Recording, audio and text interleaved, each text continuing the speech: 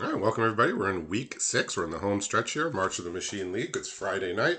It's a little bit of change of pace from our usual Monday, but we got a full lineup of feature matches tonight, starting here with Lotte, who is in her first feature match against Sawyer on the other side here. So we got Caleb joining me for this match here. So what's it looking like over in Sawyer's hand there? Well, Sawyer's got a one-lander, so he's going to toss us Right. back once the priority shifts over to him.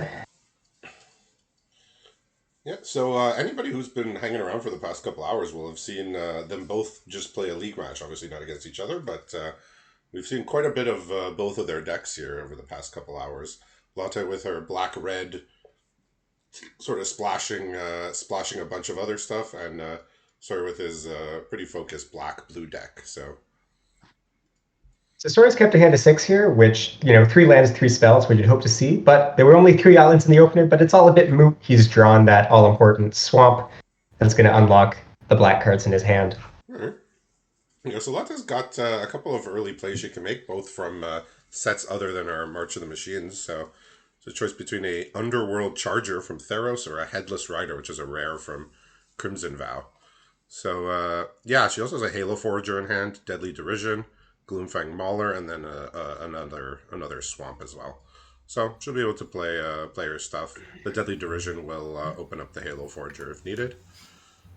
Sawyer's hand, Mono Mom. Here we've got a Cryptomancer, we've got Breeding Champion, and Invasion of Amonkhet, which, if you wanted to list, 3 very important blue-black cards, those would be pretty good commons in the commons to start with. These are, yeah, definitely high quality. So yeah, I'll also give Lotte a little shout out here for I think it's about 1 a.m. over in the Netherlands. So she volunteered. She said I need to get my matches in. What a My hero. schedule's a bit busy this weekend, so let me get some coffee on, and I'm signing up. So she previously hasn't participated in the future matches because of that, because they are so late. But we got her here for week 6, and her life's on the line. Actually, she's at 10 losses. She just took her 10th loss just a little bit earlier this about an hour That's ago. right. Both these players coming off of losses less than an hour ago, both in some extremely long and intricate matches against their respective opponents. Yeah, So Sawyer's got the luxury of having 3 more wins though, so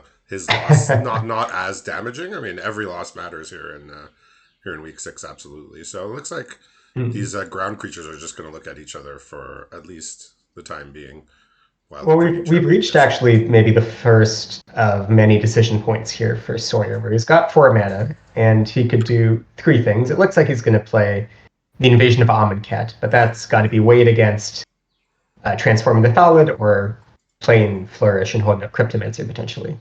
Yeah, playing Invasion of Amonkhet when you have a 2 power flyer that can just knock it down in 2 turns, that always feels nice. And he's milled Lotte's Invasion of Amonkhet, so Ooh. yeah, so she's black red, but she has a few blue cards, and I believe she even has Ozolith and Invasion of Tolvada. So black red not usually like the jumping off point for like the 5 color splashing deck, but I guess she figured her deck is solid enough, and she has some dual lands, some treasure makers, and just enough fixing to get away with it here. Yeah, I mean that was the traditional approach in AFR, right? Was you went red black and splashed off your treasures. Here, and look, does she have anything that's going to stop this Amonkhet from flipping into a Gloomfang Mauler? That's She probably the she has a first. deadly derision. Mm. Let's see if I she don't know. wants to In use her that. shoes, would you? I was going to say, would you fire it off on the champion? Just save your try to stop the battle flipping, or save it for something bigger?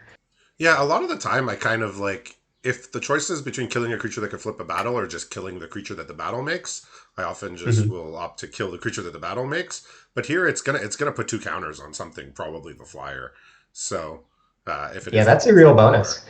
So it's hard here because like my usual hesitation about killing the creature that's attacking the battle is well they could just play another creature like in 2 turns it's going to attack the battle just the same. I haven't really the necessarily solved the problem. But in the meantime, this Underworld Charge is going to be attacking because it cannot block. So it's a card with Escape, which is why you usually not be interested in a 3 mana 3/3 that could not block, but because it has Escape and can become a 5/5 later in the game, Yeah, that's when the card shines. the first escaper always so efficient, right? And getting value out of those cards that just wind up in your graveyard. Charger definitely on the low end as far as escape creatures went, but the first one is, if not free, then still pretty good rate.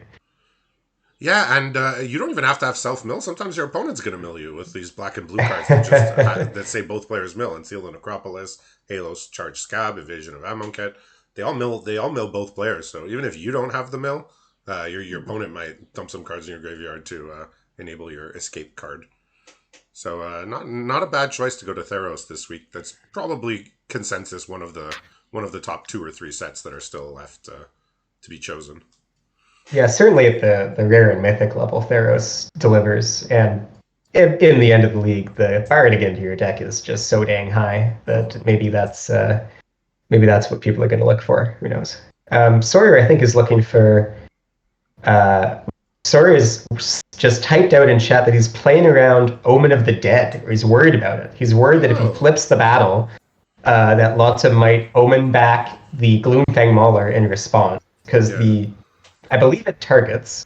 Yeah, or Omen at least Sawyer seems to think it targets. Yeah, Omen is a flash aura for 1 black mana that brings back a. It's not an aura, but it's a flash enchantment. It's not an aura, it's just an enchantment. Yeah. Yeah, it's a raised dead, and it's from that cycle. Yeah, here we go. So he's going to get the Mauler. It does not target though the clone. Clones rarely target. I mean, right. So I guess what Sawyer was worried about, because it's a spell that goes on the stack, but usually as clones enter the battlefield, they don't have to target anything. So maybe he was just worried about, pulling the best target out and making him pick whatever the second best creature was. But it looks like wasn't too much of interest in the graveyard there. Yeah, it looks like we're not living in that world. Instead, we're living in the world where Sawyer is going to Final Flourish, taking advantage of the activate only as a sorcery provision. Yeah. So to not have to kick it. Yeah, so Sawyer figures the Breeding Champion might not be long for this world anyway, so why don't I just dump my counters on this ground creature and wall. Well, he's holding up the side of Cryptomancer that's been in his hand since the start of the game, so he's actually got the ability to save anything now. And that Deadly Derision you mentioned being in Lotte's hand is not looking so hot. Yeah, so in the meantime, she's drawn a Traumatic Revelation and a Jury, Master of the Review, to go along with the Halo Forger and Deadly Derision in hand. So let's see what she decides to do here. It's yes, pretty rough. Sawyer's... The one thing she's going for, Sawyer's a bit light on gas. It said the Cryptomancer's hands 2 more lands. If you were Lotte, what are you looking to draw to get yourself sort of back onto the board here? I mean, the gas is in play already. You need removal. You need a big body. It's tough here because the best body on her board cannot block, nor can it attack. So this is a lot of damage being stared down.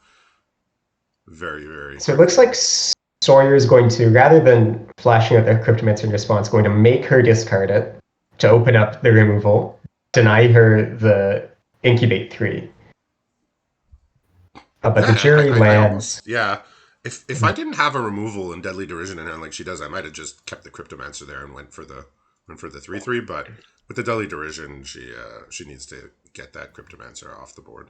Or not off the board. Sawyer's drawn a decent draw here. He's drawn an Izumi Informant, which is going to take one of the last 2 cards out of Lotte's hand. Yeah, that'll dump that Halo Forager that can't presently be cast. And in comes, as we expected, the gang. So do you double block on the Mauler here and ping off a 1/1? What's your play here? I mean, there's not too much else to do. I mean, you could also just accept all the damage. I'm not sure that's a path towards great success. It's a path towards absolutely having to block this coming turn. Mounted off the top is of no help here. I mean, you got to at least attack with the 3/3 there, right? Can't block. I suppose you do. Sawyer's he said, let's just send everything. There's only 2 blockers here. So he's not buying whatever Lutz is selling with the holding up of a card. He can't be afraid of too much.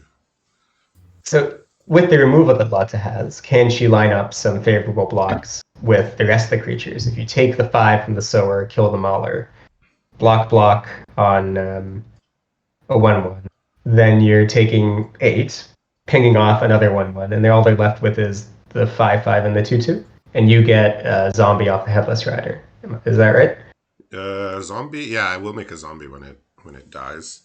So you would have a chumper for the big Thallid, but you would still need an answer for the flyer in the air. Okay. That I would It looks not like you could expect the do 3/1 to get in front of the 5/5. Probably Deadly Derision, the 5/5 here.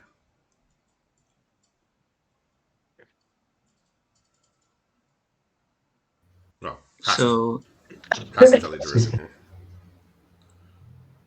Let's see what else. they could sack the treasure to make Jury a 2/2 to kill the flyer potentially. We'll see if it's a valid Lotte point. decides to do that. Still a lot of damage being taken from this 5/5. Did Sawyer draw anything of consequence this? His other card is an Ichor Drinker, which is a good card, but not all that impactful. Well, and anything that has power is threatening when you're this low on life, but not exactly a game-changing draw here.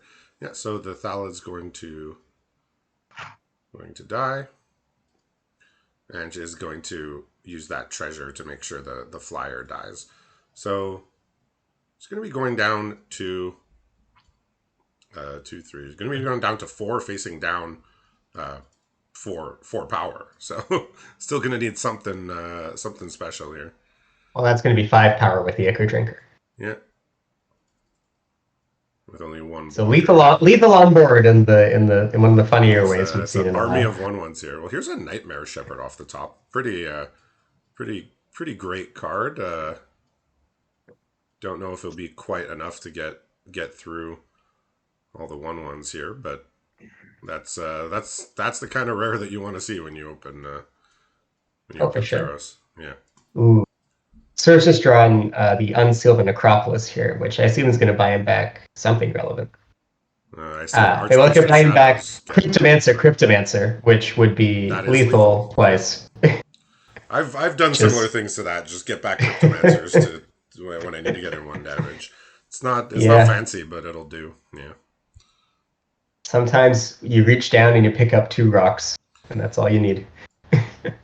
Yeah, so we see the power of a Preening Champion into Invasion of Amonkhet really just driving Sawyer's game here. And the little army of 1/1s, the Idiot Brigade, gets in for lethal. We're going to game 2, so we'll take a look at Lotte's sideboarding. Like I said, we saw a bit of her deck earlier, or a lot of it actually. So black-red, 2 blue cards, 1 white card, and 1 green card. 2 Skittering Surveyors and a bunch of dual lands, and some 3 Invasion of Mercadia to sort of sift through the deck faster, and a bunch of rares. So what sort of sideboard changes would you be making were you in her shoes? Oh, she looks like she's taking out Underworld Charger. Not interested in that. Maybe bringing in just moused over End the Festivities, which is a card from Crimson Valley, deals 1 damage to all your opponents. I mean, that would answer the 1/1s, but I can't imagine that's all that likely to happen. It's a very specific. Again. Another card which I honestly just like as a main deck card. I really like this card is Mogus's Favor, which looks to be bringing in here. I guess that does repeatedly ping off the 1/1s, and we saw it in the game before we went on stream. Deal some damage just stuck on the back of some flyer. Yeah, it was. We seen it actually. Yeah, we seen it in 2 different. The only 2 matches that have taken place before this week that actually got cast in both of them. So just looking at her deck, like a lot of good rares here, as you will have in week 6. Ozolith on the splash, Judith, Nightmare Shepherd, Rankle and Torbrand, Invasion of Tolbada, Skitherix. Got the Hoarding Broodlord up at the top, so a lot of scary stuff and some cool little splashes here. Looks like Sawyer's most to stay in the course. He's taken out 1 card, and he's looking at Negate, he's looking at Completed Huntmaster, maybe trying to get some more cheap interaction. Sleep with the I can't Sleep with the Dead. That's a surprising look. That's a sorcery from Theros that sticky taps something and has escape. I don't remember that that being all that great in that format. There was that mythical blue aggro deck with those merfolk that milled you when they hit you, but I never actually saw that. I only heard people describe it. But it looks like we're going to put Sleep of the Dead in the deck and see if it does anything for us. Nowadays, that would be worded to grant a stun counter, but yeah, so you can just keep something tapped down for as long as you have the mana and the cards in graveyard. Not really an effective use of a card, but if the game goes long and the graveyards are filling up, it can be of value. But like, I don't think he saw any one creature in that game that really terrified. I mean, maybe he's thinking on the front foot, like, tap down a flyer, hit in with your flyer, flip a battle, and swing the board from there. So some interesting cards that she's dragged out of the deck: Mire's Grasp and Headless Rider, for like Ichor Drinkers. It looked like just maybe I would say lower the curve, but taking out 3-drops is not. I wouldn't say 3-drops are stalling your game here. So a couple of interesting cards to side out. Maybe just trying to go a little bit leaner here. Sawyer's drawn a heck of a hand here. He's got 4 lands, 3 spells, but the 3 spells are Reckoner, Bankbuster, Rodent, Herald of Invasion, and Invasion of Amonkhet. Okay. So those are so we got some bangers, as they say. Yeah, so Lotte here has a Skittering Surveyor, which can get her the green mana required to cast Ozolith, which is also in her hand. And I guess we'll see how good the End of Festivities is going to be, because it's in her hand here. Well, I can tell you, it's not going to do jack against any of the cards I'm looking at now. Yeah, so this turn the Skittering Surveyor can come down to go get the forest for the Ozolith. So maybe Ozolith just piling up counters on something can be of use. I will say that could certainly put on a decent amount of pressure. Sawyer's drawn some more cards, but his next piece of interaction is Merciless Repurposing at 6 mana. So that's plenty of time to start suiting up some little guys and going to town. Yeah, here comes the Invasion of Amonkhet. Just he milled his sword, which that's it's a card. He milled his sword, but he also put the Mauler in the bin again on Lotte's side, so he's got the good target for if he ever flips the thing. Yeah, so it looks like it's just going to be Ozolith this turn. Lotte's got a Gloomfang Mauler and 3 lands in hand, so not too much going on for the time being. Unlikely to cycle that Gloomfang Mauler. And so she's gonna get this Rona going. Just what a premium rare. Like the amount of things this card does for 2 mana. Oh yeah. And then turns into just a complete monster that you have to deal with. I was gonna say if Lotte's gonna be ready a turn or 2 from now for just dealing with it flips and then attacks Invasion of Amonkhet. Like, you can't block it, or else you cheat guy into play. Although, funnily enough, Sawyer actually doesn't have anything particularly spicy to cheat into play. His hand's a bunch of cheap cards and Merciless Repurposing. Well, no, you get to cheat stuff from your opponent's hand. Oh, is that other word? Yeah, I've never actually. Yeah, when it's dealt damage, the opponent exiles a card at random from their hand, and then you can play it you can play it for free. Well, that's a fair bit scarier then. Oh yeah. That's why that card is just completely terrifying. And another land here, not going to be of much help. She will have Gloomfang Mauler coming down on turn 7, but that's still 2 turns from now, with no other plays at this time. And she can't. Sawyer's also got.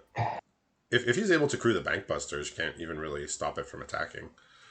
Well, he's got no real way to do that. Okay. But he does have an answer to the Skittering Surveyor, because he's picked up out of his deck a Vanquish the Weak, which.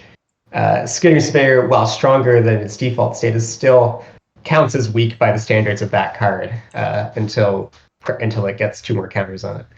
Who you calling weak? I mean, I'm just reading what the card says. It doesn't say. Yeah. Who you calling? This Skittering Surveyor is performed well above expectation. So he's not weak in our hearts, but by the rules of Magic, he can be vanquished. Looks like Sawyer's just going to draw the card off the Bankbuster, and presumably also loot with Rona. What a ridiculous colorless rare. Like, for 2 mana, you get to just draw 3 cards and have a 4/4. You're like, just such a strong card. Like, the reason why it gets played in Constructed even.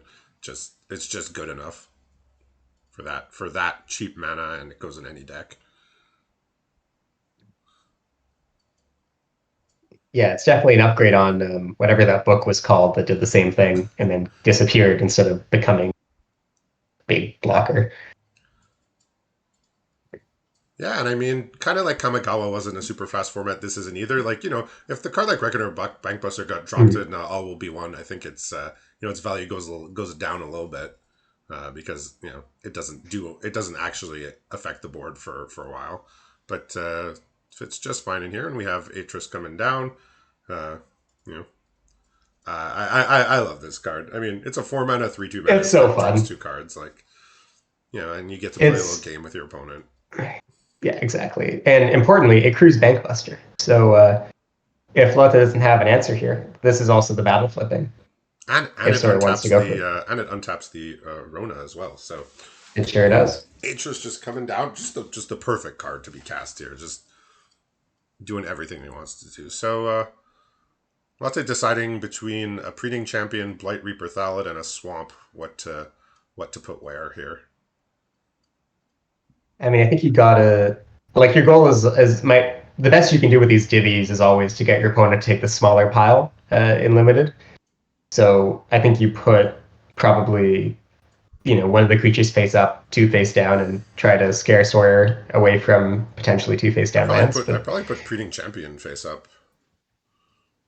honestly, Sawyer's hand is so good, and he's got enough flexibility with Rona. He might just take two cards blind, Okay, looks just to like have she's gonna more do the Rona pitches. the opposite of putting the Breeding Champion face up and perhaps putting it face down. Mm. Still moving around, taking a lot of time to think about this. Yeah, this card's just fun. Like this card is, you make your opponent choose. You get, The and it's just it's an actual threat of a body too. the unfortunate part is that, as far as I can tell, this ability could fizzle, Okay, so still be so substantially ahead of me. so she is putting the Breeding Champion face up, as I noted. I would have probably done here. It is the best card, and Sawyer Yeah. says, "You know what? I'm just gonna take it. Give me the bird. I don't care what the other cards are. I like it. I want it. I always have a hard time passing up the ability to just draw 2 cards from it. But when his hand is already strong, just take the card that's guaranteed to be excellent rather than potentially 2 lands. Yeah, and this Invasion of Amonkhet is going to really swing the game here. And unless Lotte draws something, she's casting like straight nothing this turn. Is that color screw or is that just Just too many land lands. count? Like She what's has she the? has a Gloomfang Mauler and Oh, 3 lands. So geez, that's the Skittering Sphere is gonna have to do a lot. well, he will overcome his weakness by getting a 4th and 5th power. He's But gonna have to overcome his fear as well, because half that board is menace. all right, she's drawn Skitherix the Blight Dragon, which yeah, I mean it's a good card, but Oh, uh, that can steal the game here, right? Like yeah, it's being I mean, it's it gonna could have have to be Sawyer played. didn't have a removal. Yeah, it's gonna be played without protection. Like you need to have 4 black in order to play it and keep it from regeneration. So Well, none of Sawyer's removal is affected by Regenerate, because he's got the Repurposing with Exiles and the Final Flourish, which is minus minus.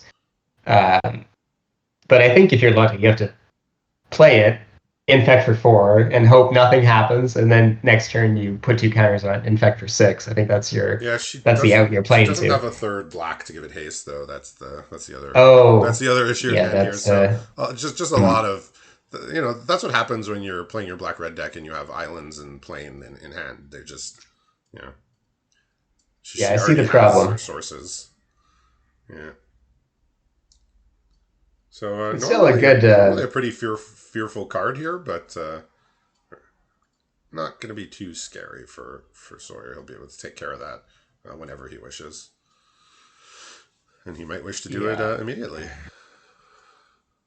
you got to imagine it's getting repurposed here. Yeah, there we go. Yeah,